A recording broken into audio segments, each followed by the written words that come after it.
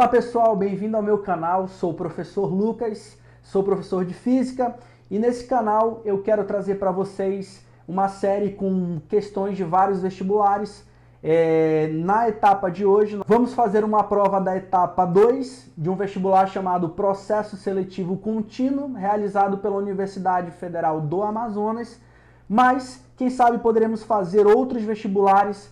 Vocês podem escrever nos comentários e eu vou trazendo aqui para os vídeos. E vamos lá para a resolução dos nossos exercícios. Vamos para a parte 2 desse vídeo, para as resoluções das questões 43 e 44. Vamos para a próxima. A 43 já é uma questão aí de máquinas térmicas. E diz assim, ó. Máquina térmica é um dispositivo que extrai energia de uma fonte quente na forma de calor e realiza um trabalho útil.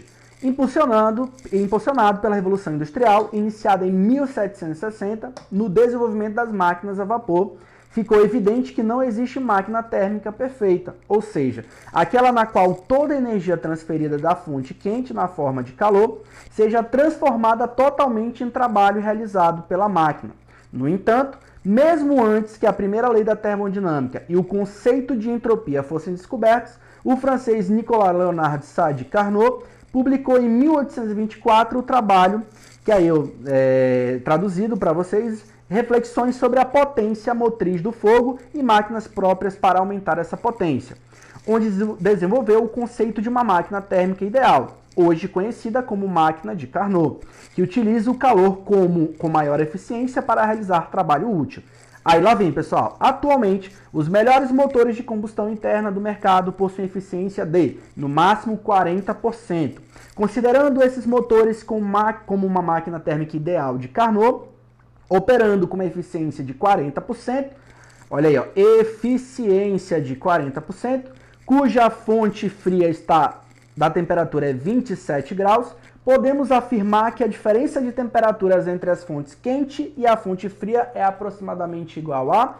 Então, pessoal, ele está falando aqui, olha só, a máquina do ciclo de Carnot. Lembra que no ciclo de Carnot, você tem que lembrar sempre da seguinte equação. Olha só, rendimento é igual a 1 menos temperatura da fonte fria dividido pela temperatura da fonte quente. Ó.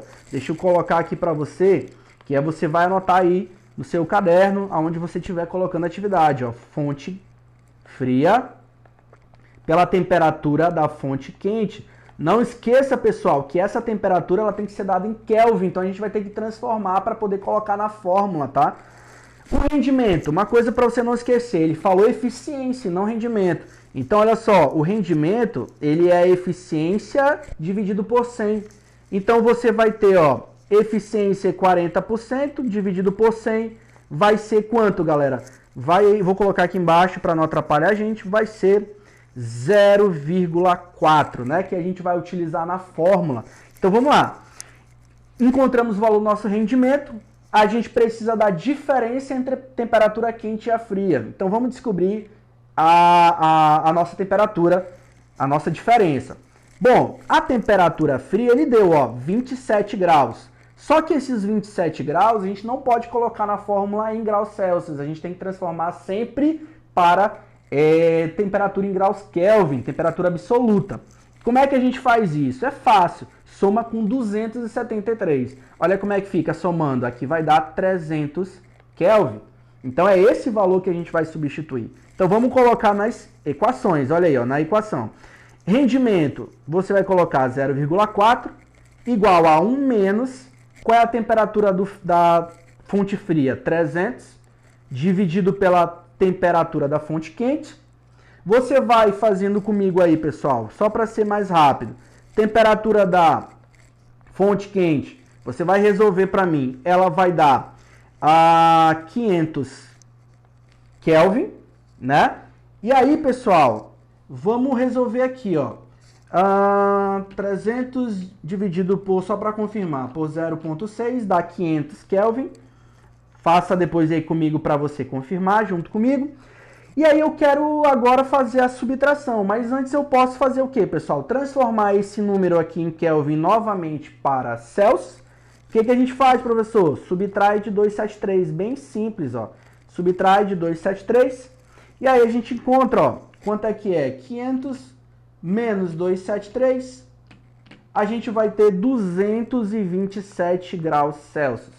Subtraindo uma temperatura da outra, olha aí, eu vou fazer aqui embaixo, aqui no canto, ó.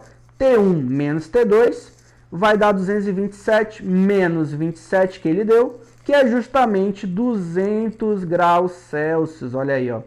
Qual que é então a letra da alternativa? A alternativa letra E. Então, lembre sempre do seguinte dado, olha aí, ó. Rendimento no ciclo de Carnot é 1 menos a temperatura da fonte fria dividido pela temperatura da fonte quente. Não esqueça disso. Próxima questão, questão 44. Ó. O gráfico a seguir representa a curva característica de um gerador elétrico. Então, ele deu para você de um gerador. Vamos colocar aqui a fórmula de um gerador, pessoal. U é igual a E menos R vezes I. Não esqueça. E aí, o que ele pede para você? Ele pede para você colocar aqui algumas informações, verdadeiro ou falso. Vamos responder juntos. Olha aí, ó. A partir dessas informações, o que a gente pode dizer?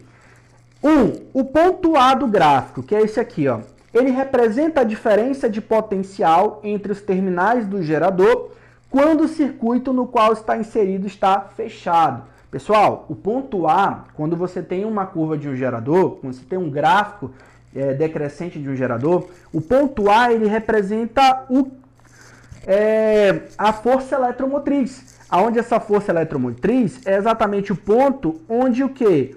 Quando ele toca no eixo das ordenadas, que é esse eixo aqui, a corrente elétrica ela vale 0. Então, nesse ponto, a DDP do gerador é igual à força eletromotriz. E aí, nesse ponto, o circuito do nosso gerador ele é um circuito aberto, não é fechado, é aberto. Então, a alternativa falsa. Então, vamos para o próximo, 2. No ponto B do gráfico, ele representa a situação de um curto-circuito, ou seja, a potência útil é nula e toda energia de outra modalidade que se transforma em energia elétrica se dissipará internamente no próprio gerador. Pessoal, lembra que aqui no ponto B é o ponto onde a reta ela toca nas abscissas, que é justamente onde a DDP ela vale 0. A DDP sendo 0, a potência útil ela vai ser U vezes I, ela vai ser 0, que é o que ele está falando, vai ser nula, ok? E você tem exatamente a corrente de curto-circuito, que é onde toda a energia ela vai ser dissipada na forma de calor, efeito Joule. Então, vai ser verdadeiro a opção 2.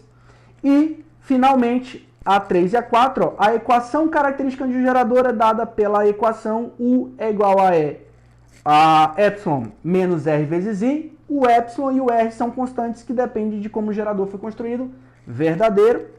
E 4, a resistência interna do gerador é dada pelo valor absoluto do coeficiente angular da curva, verdadeiro, pessoal. Lembra que o coeficiente angular da curva, ela vai ser menos Rzinho, que é justamente esse menos Rzinho aqui, ó, da fórmula do gerador.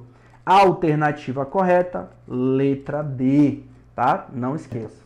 Pessoal, essa foi a prova da etapa número 2, da prova do processo seletivo contínuo, realizado pela Universidade Federal do Amazonas. Fico por aqui.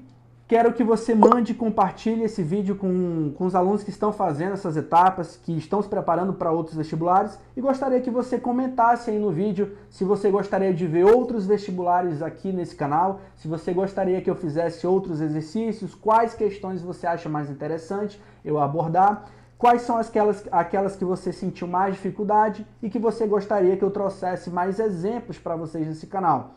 Obrigado pela participação de todos. Aproveitem os vídeos que tem nesse canal. Nós temos uma playlist de vários conteúdos de Física 1, Física 2 e Física 3. E eu aguardo você até a próxima. Valeu!